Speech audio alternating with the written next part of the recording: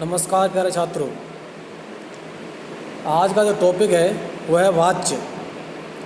और वाच्य को अंग्रेजी में कहते हैं हम वॉइस। तो वॉइस आपने अंग्रेजी में बहुत अच्छी तरह पढ़े होंगे। अगर आज हम इन्हें हिंदी में पढ़ लेंगे तो और क्लियर हो जाएंगे। क्लियर? तो सबसे पहले देखेंगे हम वाच्य की परिभाषा। क्रिया के जिस रूप से यह जाना जाए कि वाक्य में क्रिया का मुख्य संबंध कर्ता से है, कर्म से है या भाव से है, वह वाच्य कहलाता है। ठीक? जैसे कि हमें यह मालूम हो, किसी वाक्य में हमें यह मालूम हो कि इस वाक्य में क्रिया कर्ता के द्वारा या कर्म के द्वारा या भाव के द्वारा परिवर्तित हो रही है, उसे हम वाच्य कहते हैं। वाच्य के 3 भेद होते हैं। नंबर 1 कर्तवाच्य, नंबर 2 कर्मवाच्य, नंबर 3 भाववाच्य। अंग्रेजी में आपने वॉइस के 2 भेद पढ़े होंगे, एक्टिव वॉइस और पैसिव वॉइस। लेकिन यहाँ एक नया आ गया, इम्पर्सनल वॉइस। ठीक है, इसको भी देख लेंगे तो और आपके वाच्य क्लियर हो जाएंगे। चलिए, कर्तवाच्य। जिस वाक्य में कर्ता मुख्य हो और क्रिया कर्ता के लिंग, वचन एवं पुरुष के अनुसार हो, उसे हम कर्तवाच्य कहते हैं। यानी कि जिस वाक्य में कर्ता के द्वारा यानी कर्ता के चेंज करने पर क्रिया बदले, उसे हम कर्तवाच्य कहते हैं। यहाँ ये परिभाषा है, इसको आप एक बार और देख लेना वीडियो पॉज करके। ठीक है? जैसे लड़कियां बाजार जा रही हैं, कोई दिक्कत नहीं है सेंटेंस में। अगर मैं यहाँ कर दूँ लड़के बाजार जा रही हैं, क्या सेंटेंस सही होगा? नहीं होगा। इसलिए क्या हो रहा है, इसमें कर्ता के द्वारा ही ये क्रिया चेंज हो रही है। तो यहाँ कौन सा वाच्य होगा? कर्तवाच्य। क्लियर? जैसे वह रामायण पढ़ रही है, वह रामायण, ये बड़ा थोड़ा गलत हो गया, वह रामायण पढ़ रही है। ठीक? सही है। अगर मैं वह की जगह कर दूं राम रामायण पढ़ रही है, क्या सही है? नहीं है। तो कर्ता के चेंज करने पर, जब कर्ता हम चेंज कर रहे हैं तो क्रिया पर भी प्रभाव पड़ रहा है, तो वहाँ कौन सा वाच्य होगा? कर्तवाच्य। ठीक है बेटा, आगे बढ़ते हैं हम। अब पढ़ेंगे हम कर्मवाच्य। नंबर 2 कर्मवाच्य यानी पैसिव वॉइस। जिस वाक्य में कर्म मुख्य हो तथा इसकी सकर्मक क्रिया के लिंग, वचन एवं पुरुष कर्म के अनुसार हो, उसे हम कर्मवाच्य कहते हैं। जैसे लड़कियों द्वारा बाजार जाया जा रहा है, लड़कियों द्वारा बाजार जाया जा रहा है, तो यहाँ बाजार क्या होगा? कर्म। कर्म क्या होगा? बाजार। ठीक है? अगर मैं कर दूँ लड़कियों द्वारा स्कूल जाया जा रहा है, तो भी सही होगा। अब देखिए दूसरा देख लेते हैं। मेरे द्वारा रामायण पढ़ी जा रही है, सीता के द्वारा रामायण पढ़ी जा रही है, कोई दिक्कत नहीं होगा। मेरे जगह यानी हमने कर्म चेंज करा, कर्ता चेंज किया, तो कोई प्रभाव नहीं पड़ रहा। और यहाँ कर्म क्या है? कर्म है रामायण। कर्म क्या है? रामायण। अगर मैं रामायण की जगह कर दूँ कुछ और, जैसे कि लेख, पत्र, मैं रामायण की जगह कर दूँ बेटा पत्र, जैसे कि मेरे द्वारा पत्र पढ़ी जा रही है, तो क्या सही होगा? नहीं होगा। तो क्या है? जब कर्म के बदलने पर क्रिया पर प्रभाव पड़े तो वहाँ कौन सा होगा? कर्मवाच्य। जैसे और दूसरा यहाँ देखो, रावण को मारा गया, भगत सिंह को फांसी दी गई, ये क्या है?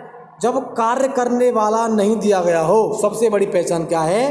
कार्य करने वाला जिस वाक्य में नहीं दिया गया हो वहाँ भी कर्मवाच्य होता है। और क्या? के द्वारा। और दूसरी पहचान क्या है? के द्वारा दिया गया हो, के द्वारा, तो वहाँ भी क्या होता है? कर्मवाच्य होता है, के द्वारा।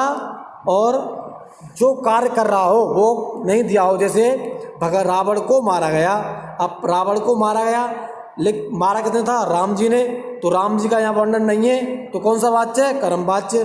भगत सिंह को फांसी दी गई, किसने दी? अंग्रेजों ने दी, जल्लाद ने दी, किसी ने दी होगी, तो वो फांसी देने वाला इसमें नहीं है, तो कौन सा वाच्य होगा? कर्म वाच्य।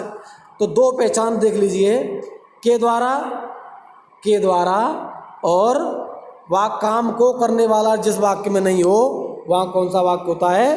कर्म वाच्य होता है। ठीक, अब भाव वाच्य पर देखेंगे हम। भाव वाच्य, जिस वाक्य में अकर्मक क्रिया का प्रयोग हो रहा हो उसे हम भाव वाच्य कहते हैं। नोट, इसमें अधिकतर असमर्थता वाले वाक्य और नकारात्मक वाक्यों का प्रयोग होता है, वहाँ भाव वाच्य होता है। उदाहरण देखेंगे तो क्लियर हो जाएगा। जहाँ बेटा हमारे अंदर से एक फीलिंग पैदा होती है, हमारे अंदर से एक भाव, अरे यार वो तो बहुत गरीब है, अरे उससे नहीं दौड़ा जाएगा, अरे वो नहीं सो पाएगा। जिस वाक्य को पढ़ने में हमारे अंदर से एक भाव पैदा हो रहा हो वह होता है भाव वाच्य। जैसे हमसे वहाँ नहीं ठहरा जाता, हमसे वहाँ नहीं ठहरा जाता। ठीक है, यहाँ क्या है? अकर्मक क्रिया है, ठहरा। अकर्मक क्रिया और सकर्मक क्रिया अगर आपको नहीं आते हैं तो एक बार आप देख लीजिएगा तो क्लियर हो जाएगा। उनसे आगे नहीं पढ़ा जाता। यहाँ क्या है? असमर्थता वाला वाक्य। ठीक, मुझसे शोर में नहीं सोया जाता, जैसे कि क्या है? मुझसे शोर में नहीं सोया जाता। अब कहेंगे अरे भैया, मान लो आपके पड़ोस में डीजे बज रहा हो और पड़ोसी अंकल आए, अरे भैया भाई इस डीजे को बंद कर दीजिए, मुझसे शोर में नहीं सोया जाता, तो आपके अंदर क्या आएगा? एक भाव पैदा होगा, एक दया होगी, अरे चलो यार बंद कर ही देते हैं, अंकल जी से नहीं सोया जा रहा। जैसे पक्षियों से उड़ा नहीं जाता। ठीक, पक्षियों से उड़ा नहीं जाता। आपके अंदर आएगी भाई ये तो बहुत ही पक्षियों के पर कट गए हैं, आप कुछ हो गया है, पक्षियों से उड़ा नहीं जा रहा है, तो ये भी क्या है बेटा? एक भाव पैदा हो रहा है। ठीक है, इन वाक्यों में ठहरा जाता, पढ़ा जाता और सोया जाता कैसे क्या है? ये भाव वाच्य क्रिया बेटा। ठीक है, अब हम देखेंगे उदाहरण कर्तवाच्य के। जैसे लड़कियां बाजार जा रही हैं। ठीक, अब लड़की की जगह कर दूं मैं, लड़के बाजार जा रही हैं, तो क्या सही होगा? नहीं होगा। तो ये क्या है? कर्म के आधार पर चेंज हो रही हैं। ठीक है, और ये उदाहरण आप एक बार देख लीजिएगा तो मैं रामायण पढ़ रहा हूँ, लता गाना गाएगी, लता की जगह कर दूं मैं यहाँ श्याम गाना गाएगी, क्या सही होगा? ये नहीं होगा, क्योंकि कर्म के द्वारा जब देखिए कर्म के द्वारा जब क्रिया चेंज हो तो वहाँ कौन सा वाच्य होता है बेटा? कर्तवाच्य। जब कर्म के द्वारा क्रिया चेंज हो तब कर्तवाच्य। ठीक, और जब कर्ता के द्वारा क्रिया चेंज हो कर्मवाच्य, और जब भाव के द्वारा क्रिया चेंज हो तो वहाँ भाववाच्य। ठीक है, कर्तवाच्य में कर्ता के द्वारा क्रिया चेंज होगी। ठीक, और आपके कर्मवाच्य में कर्म के द्वारा क्रिया चेंज होगी और भाववाच्य में भाव के द्वारा चेंज होगी। कर्मवाच्य की सबसे अधिक अच्छी पहचान है, इसमें अधिकतर के द्वारा दिया होगा, वाक्य में के द्वारा दिया होगा, और दूसरी जो कार्य कर रहा है उसका इसमें वर्णन नहीं होगा। भाववाच्य क्या होता है? हमको हमारे अंदर से एक फीलिंग पैदा होती है, अरे यार वो होती है ना। ठीक, और इसमें अधिकतर अकर्मक क्रिया, असमर्थता वाले और नकारात्मक वाक्य होते हैं। ठीक है ना, ये आप एक बार देख लीजिएगा, उदाहरण स्क्रीनशॉट ले लीजिएगा या एक बार पढ़ लीजिएगा। ठीक है बेटा, वीडियो लंबा हो जाएगा, और जिस भैया को इसका PDF चाहिए वो वीडियो के डिस्क्रिप्शन में जाके PDF ले सकता है। ओके, ठीक है बेटा, नमस्कार।